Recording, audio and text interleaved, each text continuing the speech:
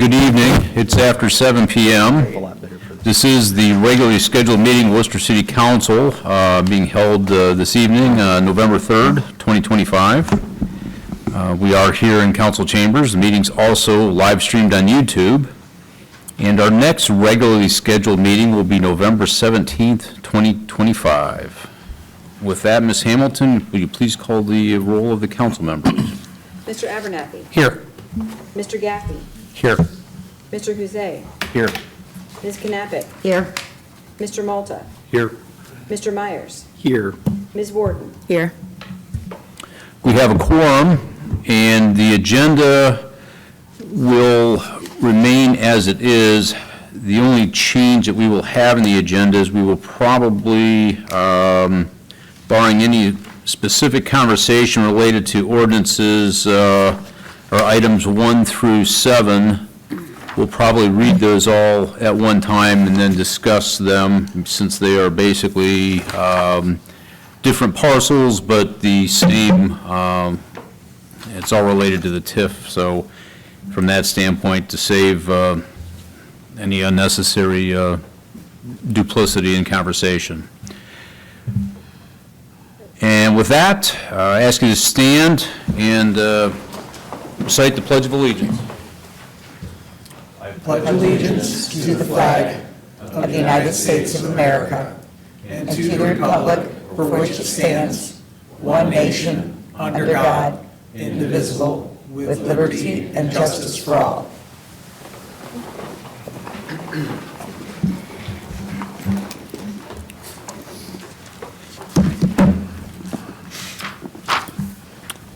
Do I have a motion from council to approve the minutes from our last meeting? Motion. Motion by Mr. Abernathy, seconded by Ms. Knappich. All in favor signify by saying aye. Aye. Any opposed? All right, minutes are approved. Communications from the mayor administration. Good evening. Good evening, Mr. Reynolds. Good evening, Mr. President, council members. Just first a little recap of things that have gone on since in the last 2 weeks when we last met. The 21st of October, we had our every other month managers meeting. Got updates from all the various departments.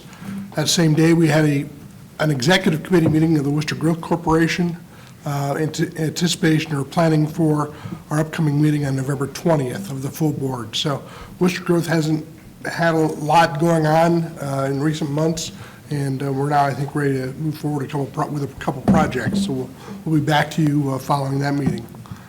October 22nd, the directors and I took Mr. Paul out to breakfast. Enjoyed doing that, and I assume we'll be doing that again in the next few weeks once we know who our Ward 4 councilperson is. So I look forward to that, an opportunity for us to get to know them a little better and them to know us a little better. That same day, there was a public hearing at the Wayne County Commissioner's Office as part of that annexation process for the Graham Farm, and Jonathan and I attended that. That hearing went very well. There was one neighbor there that expressed just concern about stormwater runoff if and when it was developed, and that's obviously a legitimate concern and one that would be addressed in the planning stage as it goes through there. And again, it wasn't a vote on it. Jonathan, do we know when a vote's going to be scheduled on that? We would anticipate either this weekend or next. Okay. They meet weekly, so they've got a statutory time frame that they're required to act on it within. So, if that is approved by the commissioners, it'll come back to City Council for final action, and only after council acts on it at the very end does it come in or not. That was a busy day. That same day, there was a groundbreaking event at the Village Network. You may have seen it right up in the paper for a short-term residential cottage. Seemed like that was a very specific need that they've identified in the area, and obviously it's only one cottage, so you're talking about a limited number of spaces, but it's a start. The 23rd, we had our quarterly meeting with the Wayne Economic Development Council. That went well. The evening of the 24th, I was at the Douglas Hall grand opening at the College of Wooster, a nice event. A lot of people of my era there because it was trustees and donors, so a lot of gray hairs and no hairs. Saturday morning, the 25th, United Way held their Heart and Ghoul event down on the square. I think there were some council members there I saw with kids or grandkids. Again, another nice event. That night was the Wooster Bulls hockey team home opener. We do have a hockey team back in town. As I understand, they are semi-pro is the definition as opposed to a minor league, but, so they're independent, but nice event. I was asked to drop the puck, shared that privilege with the Nobles, and had quite a bit of fun with that. Unfortunately, it meant missing the Mitch Ryder concert, which was another nice event. Hopefully you read or heard something about that. We got a lot of nice coverage in the press about that. Leaf pickup season's underway. Coincidentally, so is insurance open enrollment. I attended the first meeting, and hats off to our HR department. They did a great job of explaining it. My wife was with me. At the end of the meeting, she had no questions, which is like a mark of excellence. So I told Jeanette that she passed the highest bar at that point. And then we had a WARCOG meeting on the 28th, and our 2026 budget was approved without much discussion. It was pretty even-keeled meeting. That same night, I attended a voting engagement event put on by the College of Wooster at Lowry Center. Nice little event. I'm not sure we had any council people there, but I know we had some candidates there and some other people interested. So the 29th, we had Citizens Academy graduation, and I know Joel will be talking more about that in a second. Also had the Representative Max Miller was in town, and we got to give him a tour of that. It's coming along. I think by the time we get to it in December, it's going to be very close to finished. And then on Friday afternoon, went out to PPM for a retirement party for Jerry Martin. A lot of you know Jerry, he's retiring after 25 years with the city, so wishing him all the best going forward. And just today, Andrea brought it, or two reports came in that I want to pass along. Andrea reported that our bed tax receipts through October surpassed all of 2024 receipts, which obviously guarantees that we'll have the highest bed tax receipts ever this year. And then John Rice confirmed that Silver Road is open for business. So if you've been down there, it looks great, not just Silver Road, but also the multi-use trail that runs along Venture Boulevard. Looking forward, tomorrow is Election Day. If you haven't voted already, please make sure to do so. On Thursday, the Worcester City Schools Business Advisory Council is going to meet, and there'll be an interesting discussion post-election on their plans moving forward. On the same day, we have a GOBA meeting. That's the Great Ohio Bicycle Adventure. We'll have more details about timing, what their plans are. This is not just on the path, but they want to stay here at night, so we'll see what they've got in line then. Then the 11th, obviously Veterans Day, a number of things going on that day. I have breakfast with Dr. McCall scheduled from the College of Wooster that day.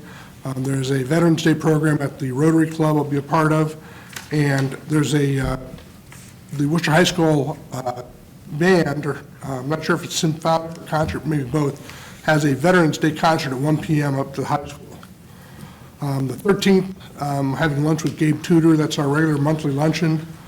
The 17th of November, we're having a swearing-in ceremony for Worcester PD. I think Joel reported last time about the advancements we've had, and with each of those advancements, it creates a whole, and as part of that process, we'll be doing a swearing-in of 4 or 5 individuals who advanced a rank there. And then finally, I know this is a little further out, but Window Wonderland is going to be here before you know it, November 21st. So that, Joel, some things? Sure, maybe not quite as big as Silver Road, but in our update, I mentioned that the South Market and South Street streetscape was wrapping up. It's essentially done. I think the construction fence was still up, but they're just doing some minor punch list items right now, so that'll be done any day now, so that'll be nice. Christmas Run Pool, we had a couple meetings with our designer, and that should be going out to bid again either this week or next week, so that'll be out to bid. And then leaf pickup has started, so if anybody watching from home wants to know when the leaf pickup will be coming, all of those schedules are on our website, so please go there and look that up. This November 6th, This week will be the public hearing on the zoning code and map amendments we've been working on for over a year now. So those were submitted and a presentation was given at the last meeting. Then they're going to have their public hearing at this meeting, and then hopefully at the next meeting, they'll be ready to give a recommendation to council. Also in our update last week, we mentioned the downtown grants, those facade grants we've been doing for 4 years now. So we've been doing about $25,000 a year. We've only just got into the 2025 money, but at a little over $75,000 in grants over those 3.5, 4 years, there's been over $900,000 total investment downtown in facades and other things. So that's been a really well-received and well-used program downtown. Bob mentioned the Citizens Government Academy, Leadership Academy. We just had we just finished that up last week.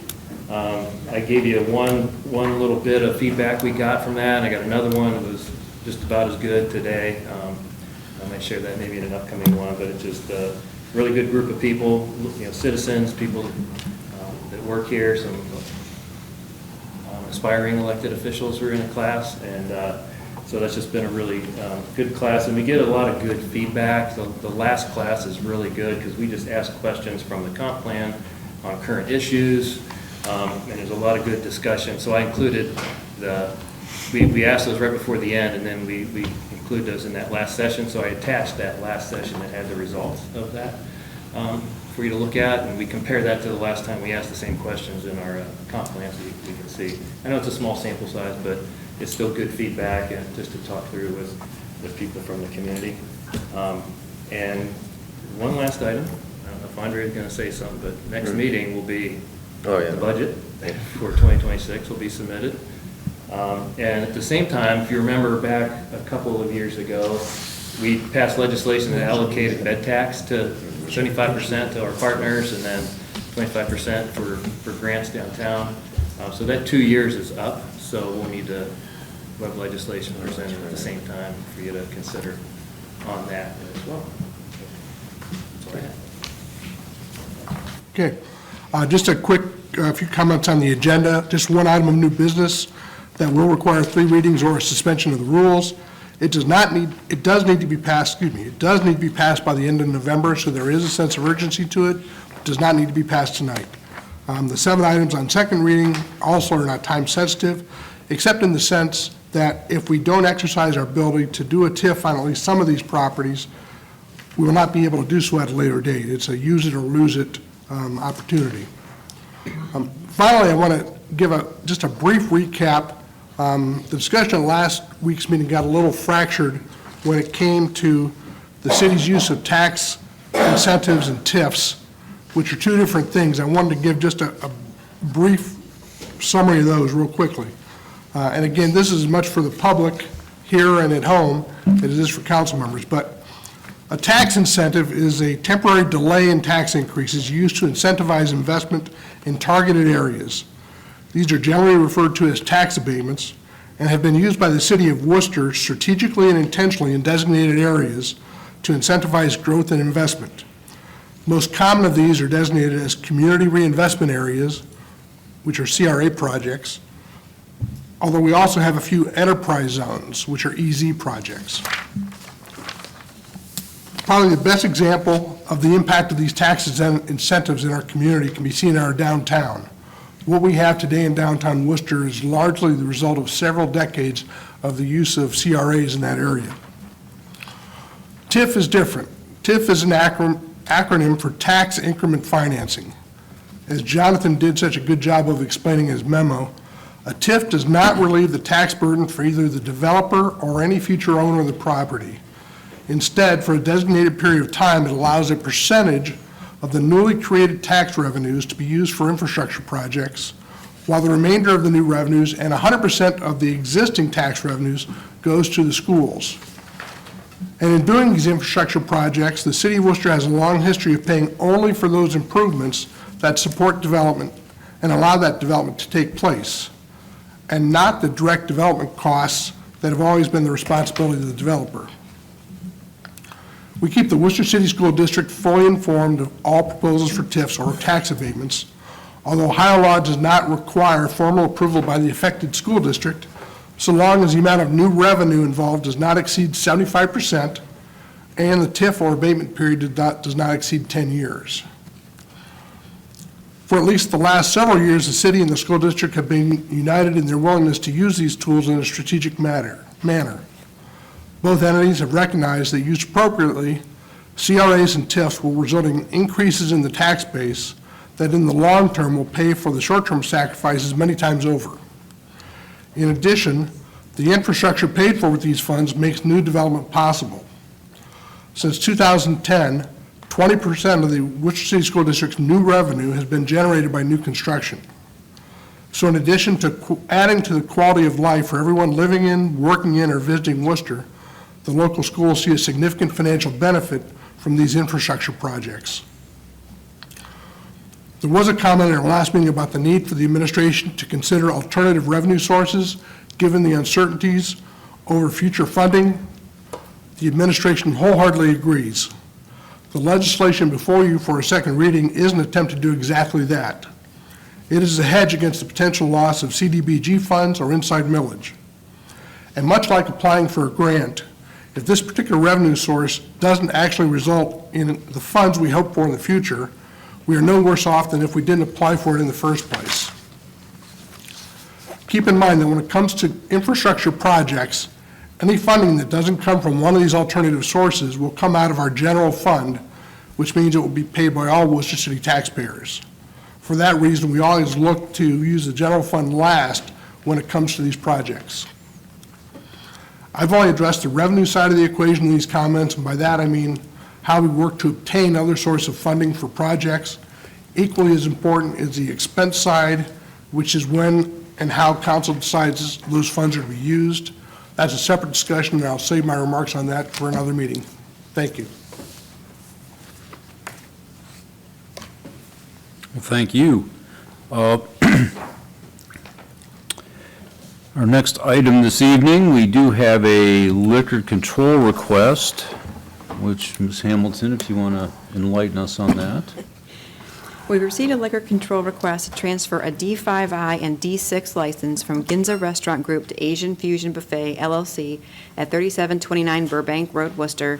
And I finally did find what a D5I is, and it essentially means that you can serve alcohol at the restaurant in the glass, in the bottle, and then the D6 edition means you can do that on Sunday as well. All right, well, thank you. Thank you. So with that, we have three options to request a hearing, either in our county seat, either in Columbus, or to not request a hearing at all. Did we come to the conclusion this is where Osaka was, and we think that this is just a transfer of liquor license? You can't transfer it from the location only to another business at that same location. Okay. Yeah. I motion to waive hearing. Motion to waive hearing, second by Ms. Knappich. Do we need to do call roll? Just voice votes. All right. So all in favor of not having a hearing signify by saying aye? Aye. Any opposed? Okay. Although in 12 years, I've never gotten to go to Columbus for a hearing.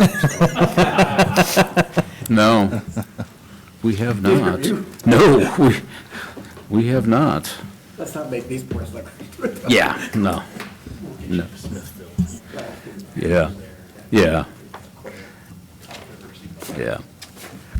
Next item is communications from the public. We have three people that have signed up to discuss the next 7 items of our meeting, which are the TIF projects. The first individual is Mr. Hill. Want to take a stand at the podium there and let us know your thoughts, please. Sure. Ted Hill at 735 Bell Avenue. Last meeting, I believe it was mentioned that the schools should weigh in on the TIFs projects if they care. I don't represent the school board, but it's my understanding that that isn't really possible, given certain legal mechanisms, that the only appropriate response is for the superintendent to say the reasons are technical, but I can't go into it right now. As a resident, I want to offer a word of caution to the city on TIFs. The schools may need to offer property tax relief by offsetting it with an earned income tax, since property tax is a pain point for voters at this point. If the voters approve that offer, it will increase the income tax of residents in the city and make it harder for the city to raise monies in the future from income taxes. That increase in income tax from the schools may be inevitable, but what isn't is where the schools set that tax percentage. If they feel that their funding will be insecure due to short-term growth losses because tips are liberally applied, then they would do well to set that tax rate higher to give themselves their own security. And after that, if the voters come to feel that they are feeling more pain on income tax than they are on property taxes, it will come from the city's shares, not the schools. The school's share would be an earned income tax, and it would be tied to the property taxes that would be negated if the voters took it up. So reversion, the repealing of an income tax would revert the property taxes. The city's income tax doesn't work that way, so I imagine it will come for the city's funding. I think this would be a really easy thing to overlook, looking at any individual TIF project, so I thought that it needed to be mentioned. It's a very hidden cost. There isn't really any free money here. There's always some sort of consequence, and I would encourage the city to use the TIFs very sparingly, very carefully. Thank you. Mr. Owens? Everyone, Tyler Owens, 251 Elm Drive. So I have a few questions around the TIFs. First and foremost is, if we initiate a TIF, does it hard lock that money for that specific project? As much of the infrastructure that this wants to go towards has not been approved yet. So if we approve a TIF, but then later the project doesn't get approved by council, what happens to that money? Right? Is it locked? Is it gone? You know, what happens to it from there? And also, it has been mentioned that the school gets way more money in 10 years, but they have to make it 10 years, right? We already have a school system that can't get a new school built because they can't pass a levy. How much money are we going to redirect from them? I know, over 10 years, the goal is about $1.5 million, right? But that doesn't buy a school, but maybe it pays for a few teachers. Maybe it lets you shrink the class sizes because you can hire new teachers, retain teachers. So I have concerns around that. Also, tomorrow we have an election where a majority of the school board is going to be on the ballot. We may have a whole new school board, and maybe it is worth waiting to have a conversation with them. Thank you. Thank you. Last person that signed up was Ms. Nair. I waited my turn, but thank you. All righty. Enough was said. Okay. Well, we've had communications from the public. We have no committee reports. We have no public hearings. So we'll move on to unfinished business, which at this point we will do the same as we did last meeting, which we will have Ms. Hamilton endure the reading of 7 items, the first 7 items that we have, and then we'll open it up for discussion after that. So whenever you're ready, Ms. Do you want me to just Hamilton. read them all one after the other? Yes. Okay. Yeah, please. Okay. Ordinance number 2025-16, an ordinance declaring the improvement to certain parcels within the city, an area herein referenced as 2025 TIF Market S10, 310, to be a public purpose and exempt from taxation pursuant to ORC 5709.40B, providing for the collection and deposit of service payments and specifying the purposes for which those service payments may be expended and allowing for immediate enactment. Ordinance number 2025-17, an ordinance declaring the improvement to certain parcels within the city, an area herein referenced as 2025 TIF Cleveland 4782, to be a public purpose and exempt from taxation pursuant to ORC 5709.40B, providing for the collection and deposit of service payments and specifying the purposes for which those service payments may be expended and allowing for immediate enactment. Ordinance number 2025-18, an ordinance declaring the improvement to certain parcels within the city, an area herein referenced as 2025 TIF Cleveland 2695, to be a public purpose and exempt from taxation pursuant to ORC 5709.40B, providing for the collection and deposit of service payments and specifying the purposes for which those service payments may be expended and allowing for immediate enactment. Ordinance number 2025-19, an ordinance declaring the improvement to certain parcels within the city, an area herein referenced as 2025 TIF Cleveland 2775, to be a public purpose and exempt from taxation pursuant to ORC 5709.40B, providing for the collection and deposit of service payments and specifying the purposes for which those service payments may be expended and allowing for immediate enactment. Ordinance number 2025-20, an ordinance declaring the improvement to certain parcels within the city, an area herein referenced as 2025 TIF Burbank 4900, to be a public purpose and exempt from taxation pursuant to ORC 5709.40B, providing for the collection and deposit of service payments and specifying the purposes for which those service payments may be expended and allowing for immediate enactment.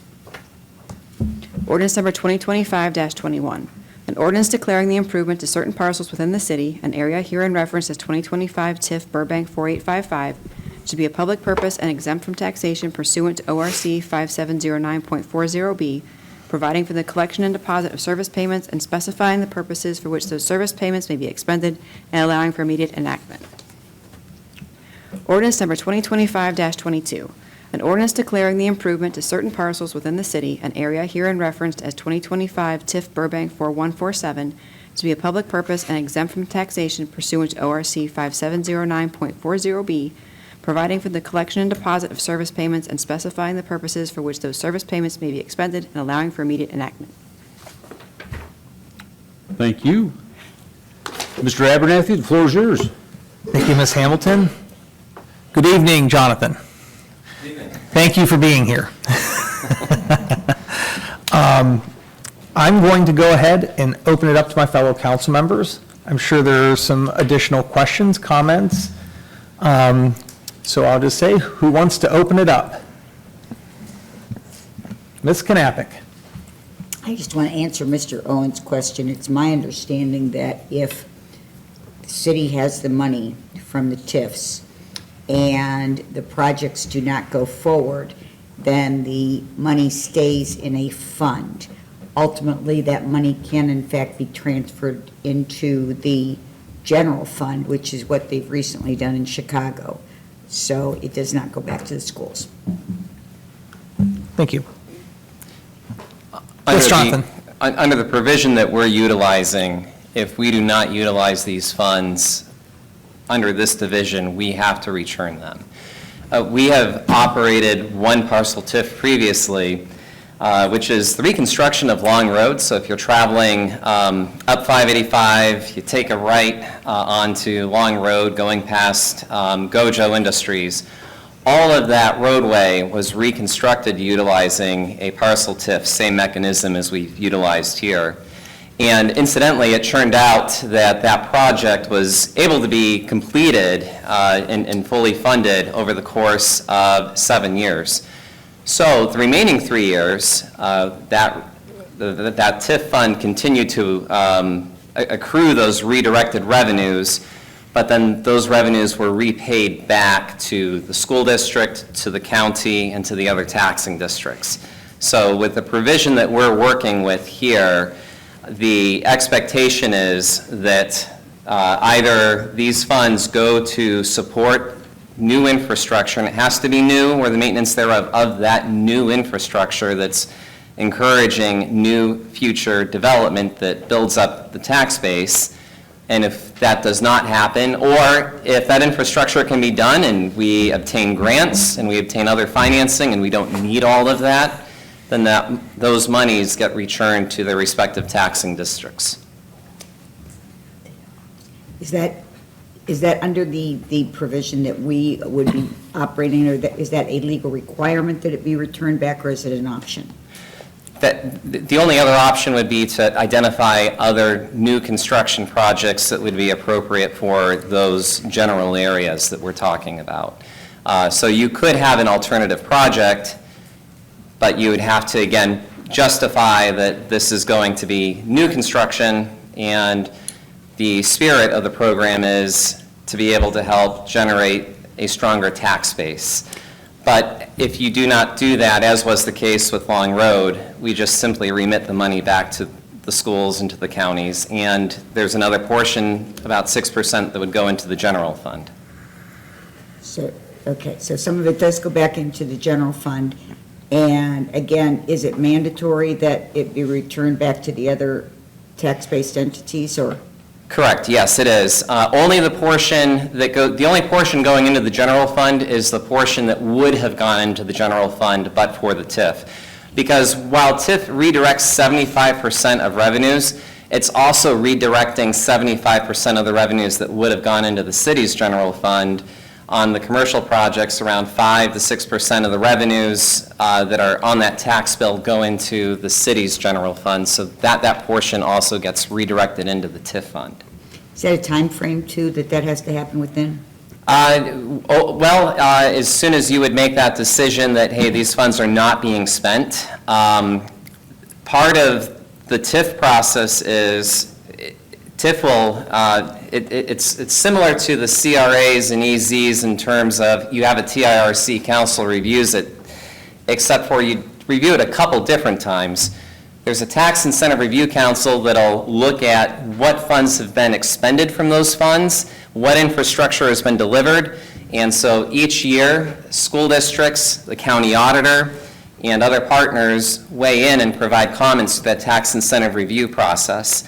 The other times that council touches it is in the budget process, because every single TIF gets its own item within the budget and gets called out. So again, that is tracked on an annual basis as well. Further, whenever the funds are actually to be utilized for a project, so say council decides to enact these TIFs, then later on decides, okay, we're ready to support the Kidney Roundabout project. Again, it's clarified that, okay, a portion of TIF funds would be used for that. Again, if it turns out that we do not utilize those funds, or at any time council wishes, the TIF can always be closed and sunset. Mr. Myers, did you want to jump in? I was just asking if you recall the amount of projects that they've listed as potential for this TIF funds. It would seem to me there's millions and millions of dollars of potential projects, and this is 1.5, so it's not like they're going to not find a place to spend it where it's going to go back to the schools. It's going to get spent. There's just, I don't know, was it $10 million, $15 million worth of stuff you guys had listed?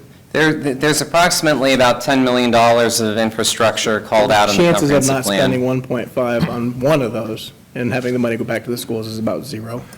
And if the projects go forward, though, actually, we've talked about this before, council ultimately holds purse strings, and, you know, the council could say no to all these projects. And if that would happen, then it wouldn't get done. I'm not saying that's likely to happen, but ultimately, this is a council decision on how those funds are used and whether those funds are applied towards those projects. So with Long Road, which again is the most recent example, it's been quite some time. As that TIF expired, going into year 10, as that TIF closed, we needed to have all those accounts satisfied at that time. So in terms of like a time frame, it would be no more than 10 years that all of that would have to be set in place. If the TIF, reaches its termination and, the city was still holding on to funds at that point, it needs to remit it back to all of the taxing entities that had funds redirected from it. You might not know this off the top of your head, so I don't want to put you under, but the TIF that we previously did a few years ago, that did the 2 roundabouts and the infrastructure improvements up by the high school for those developments. My understanding is that one property development there across from the ice arena is fairly built out. That was an $8.6 million TIF. How far are we along the lines, since that's been built out, I think, faster than some of the projections? Where are we with ending that, wrapping it up, getting our 8.6 back, and fully funding the schools again? So as far as the period where we would be looking at for the schools, without any further development, although we have additional development planned, we'd be looking at approximately 23 years. When we take a look at the original study, we had a 30-year program, and the infrastructure plan moved ahead, and now we have Weaver Custom Homes developing a property as well. So at this point, we would anticipate reaching that 8.7 repayment period sometime in the next 17 to 20 years. We'll have to ultimately see how those numbers come in, but that is what we're looking at right now. And then in our Tax Incentive Review Council report, we broke it down, that specific development, and then you'll see this following year, a second one for the other development taking place, looking at their contributions and how that affects the timeline going forward.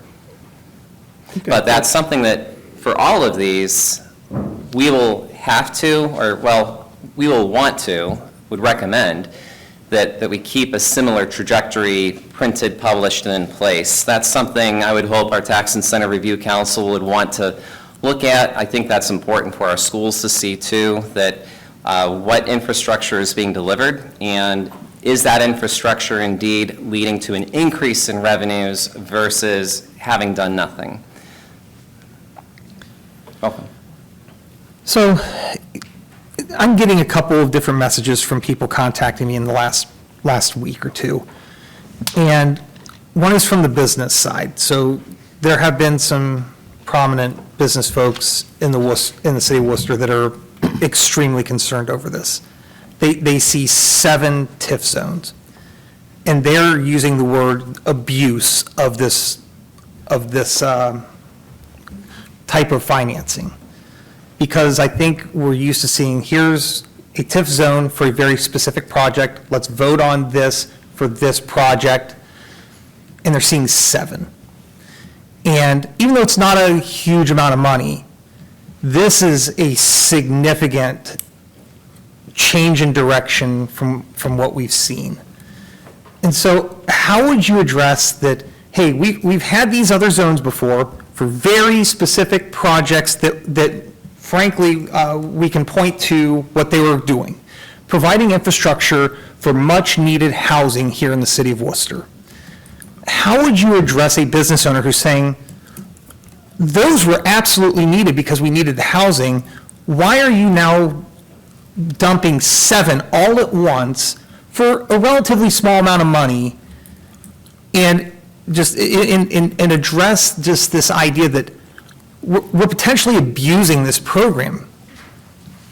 So to that critique, I would say there are 3 specific projects that our comprehensive plan has identified that, going through that community process, there's the opportunity to encourage significant redevelopment, reinvestment, as well as support additional new development.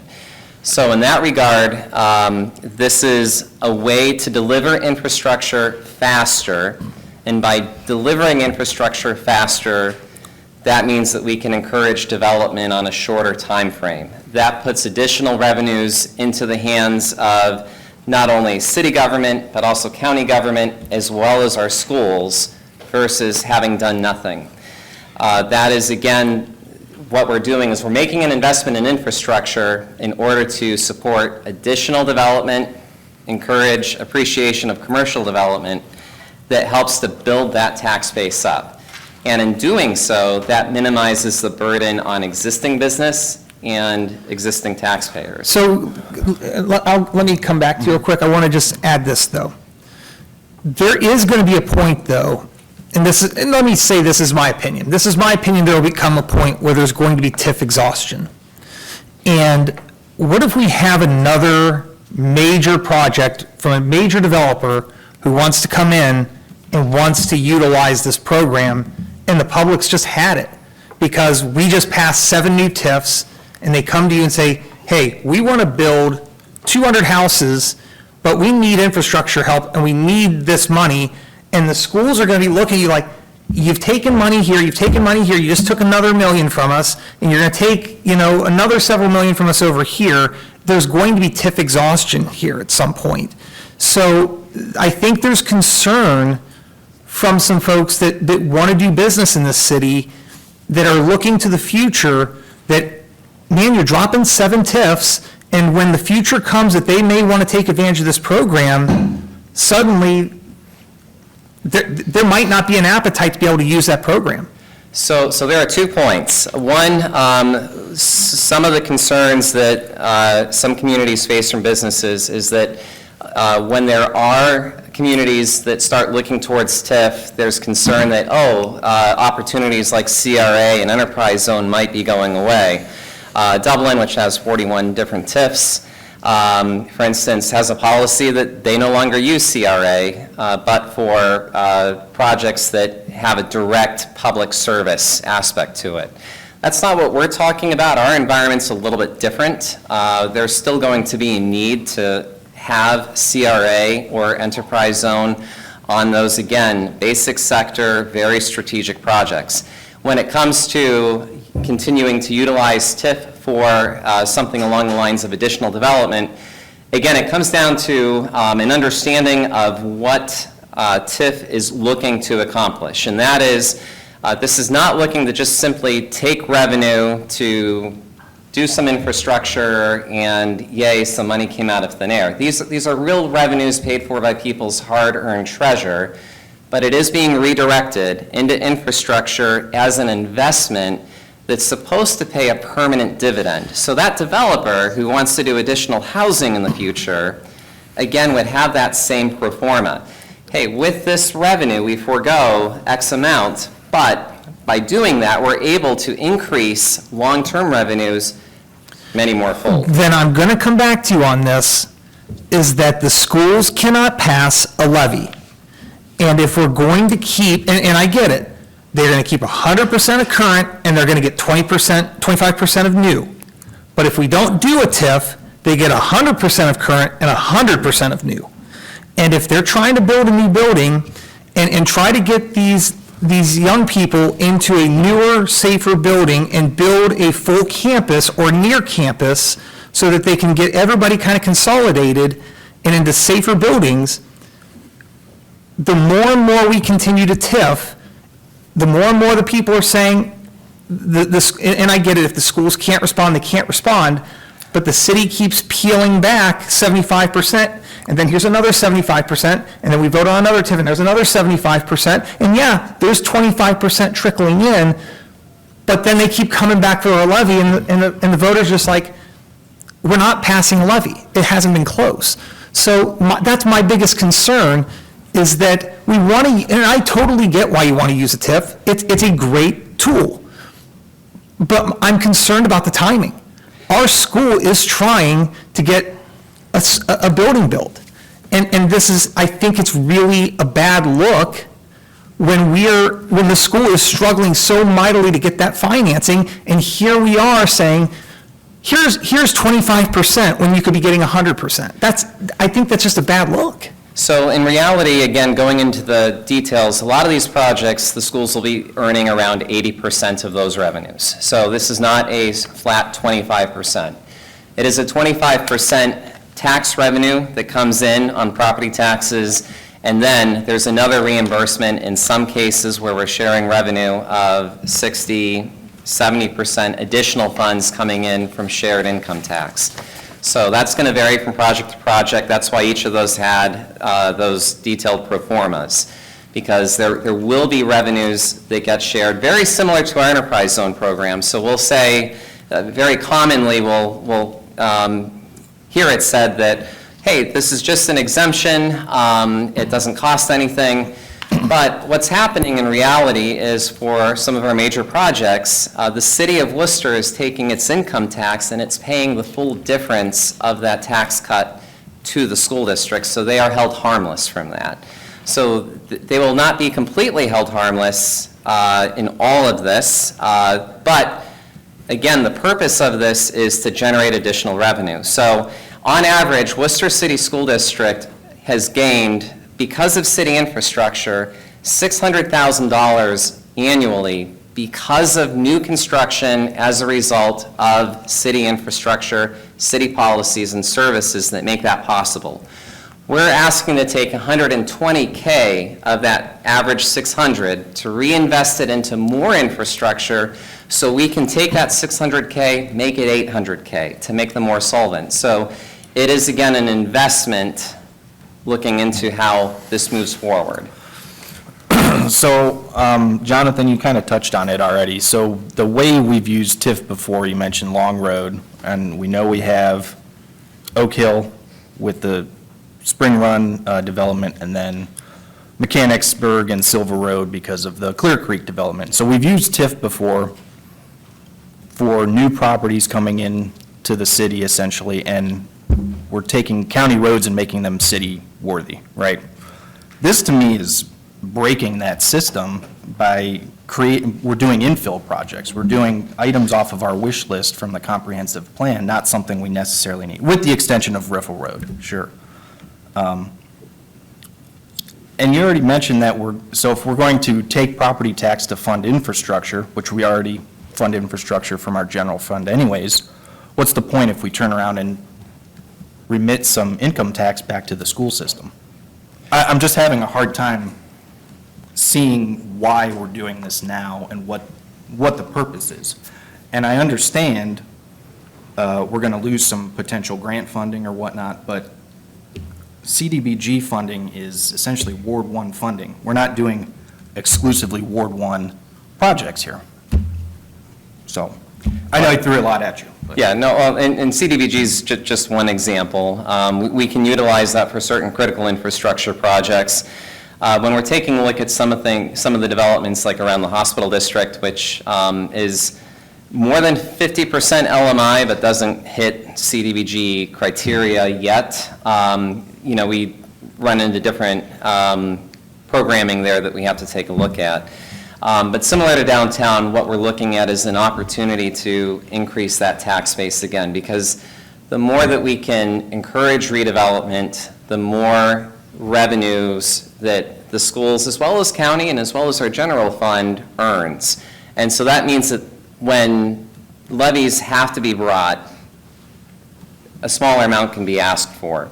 Now, as far as remitting income tax and so forth, there is still, utilizing TIF, there is still a benefit to the city in being able to reutilize and capture enough funds to support some of this infrastructure in a meaningful way. So that is why that's still an option that we felt appropriate to share. So when we're looking at all of the investment and time that we put into something like the Community Development Block Grant Program, again, we felt that this was an appropriate tool to at least analyze and bring forward for proposal as we're watching our peers increasingly utilize this as well, and being able to deliver great infrastructure for their communities as a result. Yeah, and I think our infrastructure is great, and I think the city admin team does a great job with it. I don't want to minimize that in any way. I just, as far as I've been aware my whole life, the schools are funded with property tax and the city's funded with income tax, and I feel uncomfortable breaking that system. I know some of the county schools have already broken that system. That's a different story, but I have a hard time with it in this instance, especially with the points Mr. Abernathy made regarding, we want our local school system to also feel healthy, and who knows what's going to happen with property tax down the road. And then one last point real quick. So specifically, why is the Apple Creek Bank not proposing a CRA or bringing that before us for their project? I'm sorry, the CRA? Yeah, the downtown one. I'll be happy to speak with you about that offline, but with any development, there's a review of all incentives that we have a conversation with. So Okay. in this case, TIF is a very appropriate way to be able to provide some infrastructure that benefits that specific site. We've had other community banks that have also developed, they have not needed tax incentive to do that. What's unique about this location, however, is that it doesn't have the streetscape elements that other places do, and they're making a foray to help expand our downtown further. Yeah, and that's fine. We could talk more about it. It just seems like the perfect project being a local bank moving their HQ here. A little different than a bank branch to me. One of the problems with utilizing CRA in certain circumstances would be if you're relocating employment from one community to another. So that's where CRA becomes a little bit nebulous to utilize. The spirit of the program, again, is to try to support net employment benefits for the state. Now, we do take a look at downtowns, and we say this is an area that is losing value, and in order to retain that and grow that area, CRA is an appropriate application there. But at the same time, one of the things that we looked at when we did our economic strategic plan was to examine our diversity of our tool set.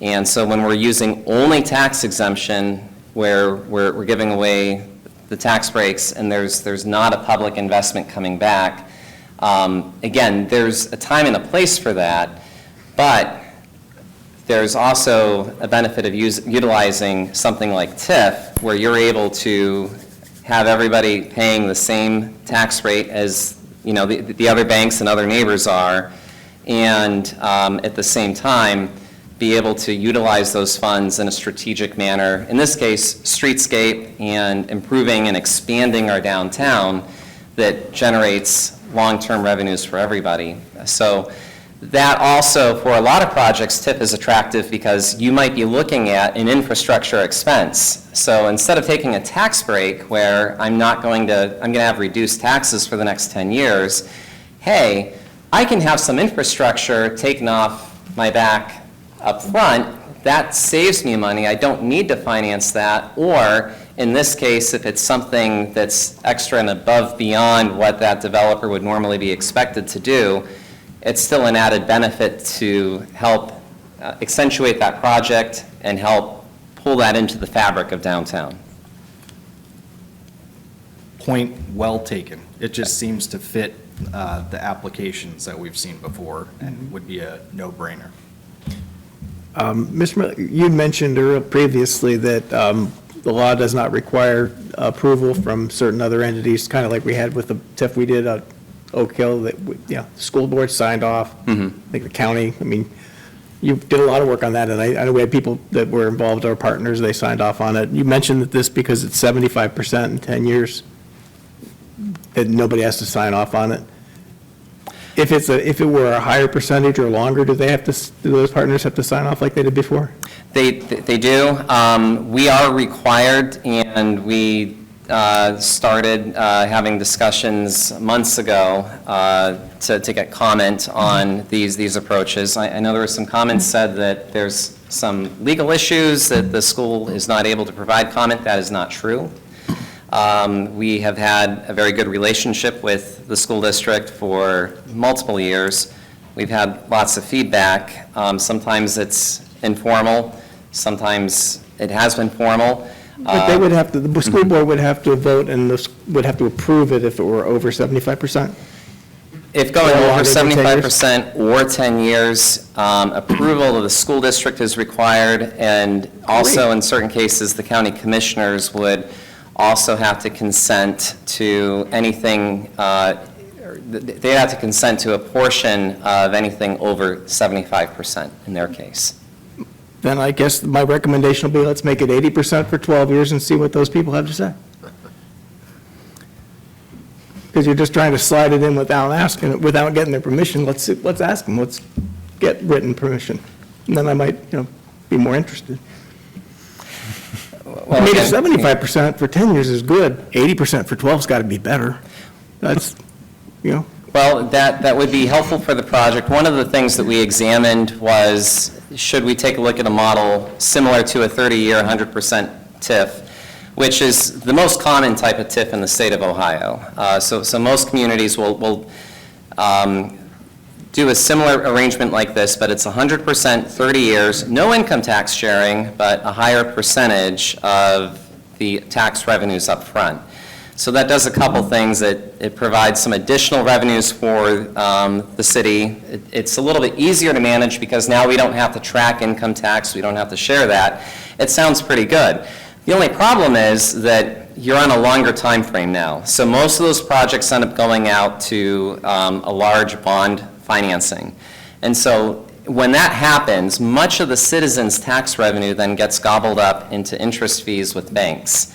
So when we examined that and we're talking with the schools about, hey, could there be a possibility of a master agreement, we found that the framework that the state of Ohio gives us through the Ohio Revised Code, the default framework, works really well for our situation, because if you're just looking for a shot in the arm to deliver good quality infrastructure, you don't need to take it 30 years, and you don't need to invest it all on interest. And at the same time, what that ends up doing is it provides us with the ability to utilize those funds, move forward quickly, and then get our partners back to full 100% revenues faster, and again, having that area develop to produce additional revenues that would not have developed in the first place. So I think what Mr. Myers is getting at is, instead of riding the line where we don't need their permission, I think he's saying, why would we skate just under that line? Why wouldn't we want to get their permission and make it just really a real collaborative process so that, hey, there is no mistaking, the school supports it. Okay, we have no problem supporting it at that point. We're all on the same team. So at this point, we have asked for a comment, and we've shared what we feel are the benefits to the program and to the improvements that provides. I cannot compel a comment, but that being said, we keep that door open always. One of the other tools that we've utilized is Wooster Growth, where we have taken certain incentives, if we're dealing with, say, tax exemption. That's a way to have a separate body where we have the schools involved, provide, some feedback. Did this go under that? But even in that situation, we've had cases where the schools have said, we abstain and we're not providing comment. So that's, again, one of the things that we're taking a look at is what is going to be able to, we have a comprehensive plan that our citizens provided us with plans for infrastructure and meaningful development. We have a tool that we feel that can be very advantageous to making that happen on a faster time schedule. And we see mathematically how that could be a very strong benefit, not only to the city, the county, but to our school district partners as well, especially when, again, our city infrastructure has a tendency to create $600,000 of brand new revenue, and that compounds each year. At this point, since 2010, 23% of the tax collections in the city of Worcester for Worcester City Schools is because of new construction that has happened since 2010. Without that, that 23% would have to either be cut, it's approximately $9 million of the $39 million raised, or that would have to be levied onto individual homeowners and other businesses. So from a city standpoint, our role is to take a look at the tools that the state makes available. We communicate that. We ask for comments. In recent years, we've not received comments, whether it's regarding TIF or even tax exemption. But that's, the one exception being Oak Hill, because that materially involved the school district. And also, too, that infrastructure benefited that specific campus as well. Okay. Any additional comment or questions? I just wanted to ask you, can you cite to me the section of law that you were talking about that we would be actually operating under? There are several code sections. Specifically 5709.40B. So there are many different ways that TIF can be enacted and qualified. You have parcel TIFs, you have TIFs that cover larger neighborhood areas, TIF that is available strictly for residential, TIF that can be applied to residential development in blighted areas in which you can utilize TIF to help a developer finance private housing. That would probably be something that would be applicable, say, in Worcester's Arts District, if the opportunity ever arose. But the most common route for what we're talking about in this case is infrastructure specifically. So this is a little bit different from the residential, where we qualified it based on the new proposed development. That specific infrastructure was not sufficient to meet that demand. When we're taking a look at 570940B, what we're looking at in that instance is the ability to benefit a general area with new infrastructure. Ms. Warden? Thank you. To play devil's advocate to a comment by Mr. Abernathy earlier, I would just say that I'm not sure that all voters were opposed to the school levy purely based on their taxes. I think that there's also an underlying feel that people disagree with the school's assessment that they need rebuilding. So I wouldn't throw my eggs in that basket. I would also like to say, or ask, this is a hypothetical, but if you could please clarify, Jonathan, what we would be prepared to do in the event that changes to property tax laws are made at the state level, and that ceases to be a form of funding that we can utilize. Would these TIFs then be obsolete? Would everything that we've collected thus far have to be returned, and how would that look? So from a practical standpoint, with what we think may be coming down the pipe, there have been multiple proposals. One of them is freezing what's called the inside millage rate. So there's two types of tax millage. One is you can think of as a dynamic rate, and then another one's like a flat tax rate. So no matter what your property's worth, 10 mils of that, at least in the city of Worcester limits, is always going to be assessed. The others will decrease if your property value goes up. And then you have other portions that if the property value, if we had another Great Recession, your property tax can actually increase because of how that millage is dynamic. And that did happen in many cities in Ohio during the Great Recession. So should tax millage be frozen, over time you could see an erosion of the benefit of what TIF would provide. And if you got to the point where, hey, the benefits are not that significant. Now, mathematically, there would be a benefit here, over the next 10 years in that scenario. But again, at any given time, council could, whether as part of the budget process, looking at a specific TIF budget or taking a look at TIRC comments, say, hey, you know what, we don't really need funds for this specific TIF project. We can cancel it, and any funds that we haven't utilized goes back to the schools, and we cease to collect on that TIF. There's another proposal that has been talked about, extremely simple proposal that says that the state of Ohio shall not do any property taxation. So if that were to pass, the next question on that comes into play: would there be court challenges? Is that even legal? Certainly that would eliminate the ability to collect additional taxes going forward under that manner. Again, that's a proposal that is out there, and we'll see if that makes it forward. But if it did, in order to accommodate the current level of services that we have at both the state level and local levels, you'd be looking at a unbelievably high sales and income tax that would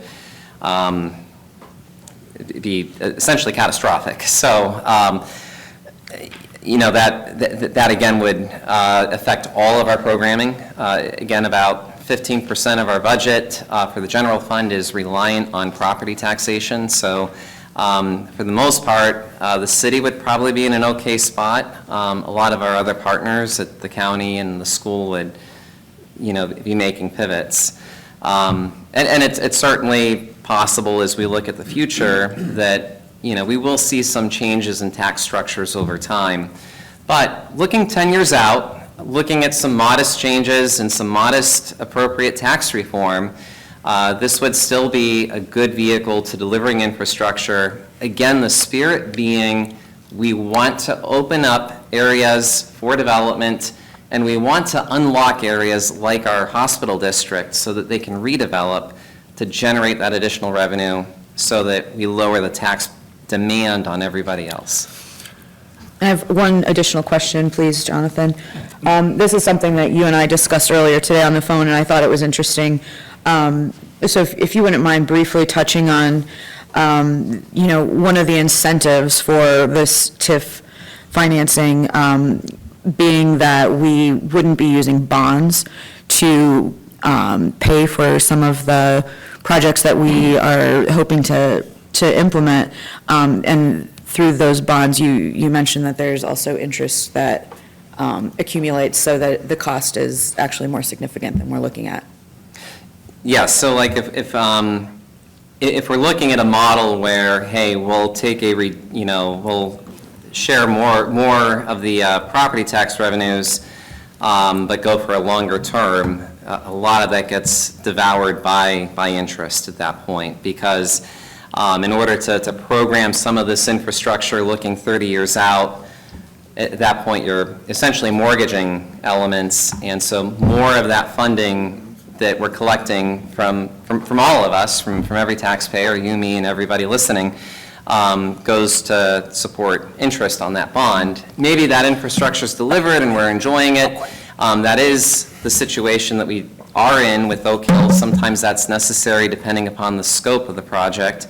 However, for these projects that we've taken a look at through the comprehensive plan, while we do look at a large overall figure for each one, these are more manageable sized projects. So we're looking at about $3 million for the bulk of these, between the hospital district, between doing additional work up with Riffle Road extension. So these are things that can be programmed, brought in where we can, if we can utilize additional grant funds. When we are looking at these projects, we're approaching it kind of like a developer. We're looking at a capital stack. So a capital stack being I'm going to have funding from the general fund. I'm maybe going to be able to leverage some jobs and commerce funds from the Ohio Department of Transportation, which are increasingly becoming more complex and competitive. And then, TIF might be the thing that helps us with our application to say, hey, we have some secured funding for this. And all these things together, we can make a go of that project and get it delivered. Thank you. Mr. Jose? Yes, so you mentioned the hospital area as one that's ripe for redevelopment. So why wouldn't we look at expanding the CRA zone up that area? I mean, we've already expanded it 2 or 3 times before. So we have as an alternative talked about. method. We've had that talked about in our current CRA housing study. So if we take a look at that, you'll see some discussion on why this area, might be appropriate for that. And it still very well might be. I mean, if there is some sort of opportunity to support research and development, there could be an argument for creating a CRA at that location. That would probably be something that would be separate from our current CRA. It would practically need to be its own CRA 2, if you will. But there has been thought given to that. Be contiguous. No, so you would have a completely independent CRA for that hospital district in that case. Sure. You could make it contiguous, but there would have to be some justification that we did not see in the data at the time that we looked at it. And again, that'll change each year that the auditor is, doing the reappraisals and reassessments. But could CRA be beneficial up there? Yes.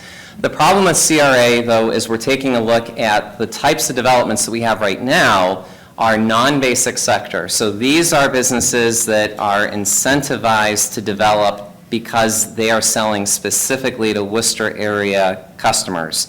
So they want to be in the region. Maybe they want to be in the hospital district. Maybe they want to be on the north end. maybe we can encourage them, though, to make a bigger investment in the hospital district if there was less congestion and more access and more travel through there, which could be enabled with some of the infrastructure that our comprehensive plan talks about. So, unlike a CRA, where it's a tax break, there are no monies returned either for infrastructure or no monies going into the classroom. You do have, some private development that takes place. You would really want to see something, though, that would be of the nature of a research and development. And to that regard, we do have enterprise zone here. So, again, CRA and enterprise zone share the same code. Any other place in the United States, CRA is known as enterprise zone. But that would be available there today for that basic sector headquarter type project that, again, the majority of their customers and the majority of their income comes not from the county but from outside of the state. That's generally the test that the state's looking for with that. And we could, again, with our partnerships with Jobs Ohio, hopefully leverage some additional assistance to make that happen.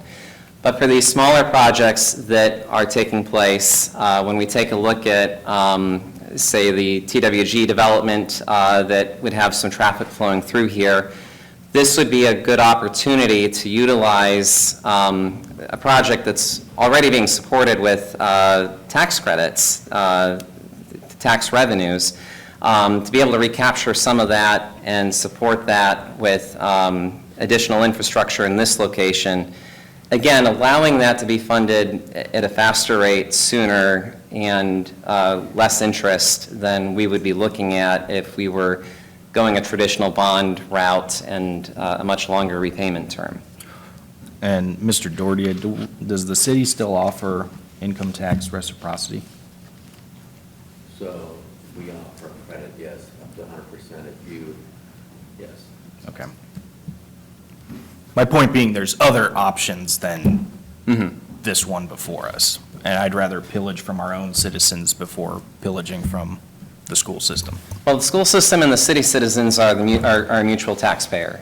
So Not necessarily, because there's you have a few people folks who are do, not the same. The vast majority of Worcester City School residents are also city residents. You do have some that live outside city limits, but again, when we're taking a look at school district revenues, we are keeping in mind that these are also our taxpayers, and so we want to be careful of what we're asking. So we wouldn't be making this proposal if we didn't feel that there would be a strong return for them, both on the school side and on the city side. If it's going to damage either one or the other, then that would not be a good proposal to bring forward. Okay. Anything else? No. Before I close it out, Mr. Malta, you have anything you want to add tonight? Mr. Gaffey? Just as I was looking over these, I know one of the things that we talk about is the revenue, or the sharing of employment tax, right? And several of these on the statements, it looks like the amount of payroll taxes, some of them are listed as zero in terms of what the shareable amount is going to be. Correct. I just wanted to point that out because I know that was one of the benefits of doing these. And it looks like on several of these projects that's not even it's not something to factor in, I guess, as we're thinking through some of the stuff.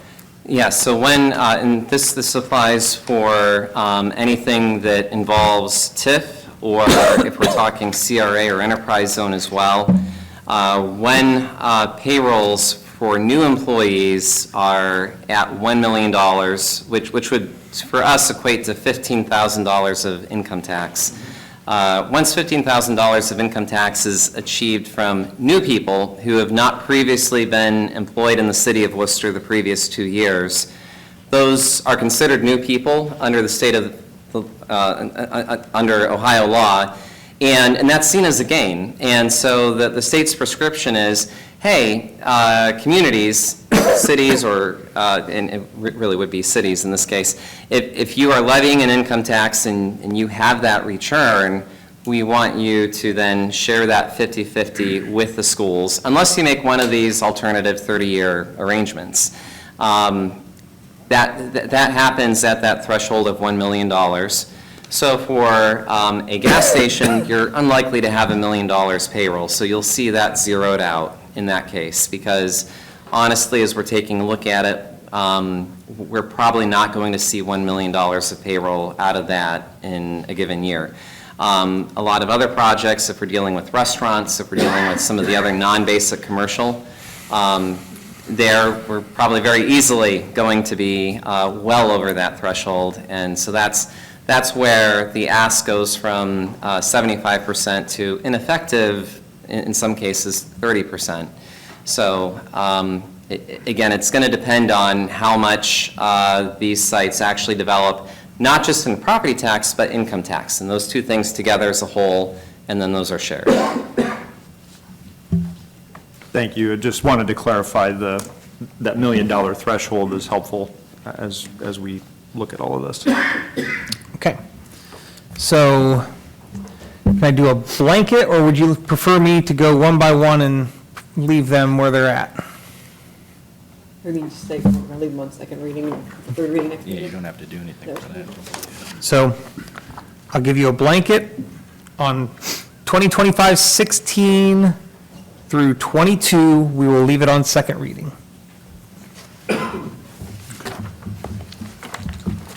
All right, well, a lot of good discussion. I want to just say real quick, thank you, Jonathan, again. You're a good man. If the city of Worcester needs to send somebody to go before Congress, you're the guy. He knows what he's talking about. Yes. Like, the good news is that whatever ultimately council decides, these are funds that are going to a public purpose, so these will be spent in a good manner whichever way you go. But I do appreciate you come well prepared. For the second meeting in a row, you've taken a lot of questions and taken some grief, and you've done it with a smile, so I greatly appreciate it. Thank you. Well done. I got one more after this. It's not over. All right.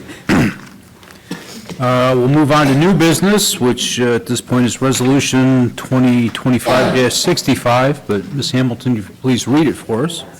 Resolution number 2025-65, a resolution authorizing the Director of Administration to submit an application to the Ohio Department of Transportation to participate in the Transportation Alternatives Program, to accept and apply such funds if awarded, and to execute any necessary documents in connection therewith, and allowing for immediate enactment.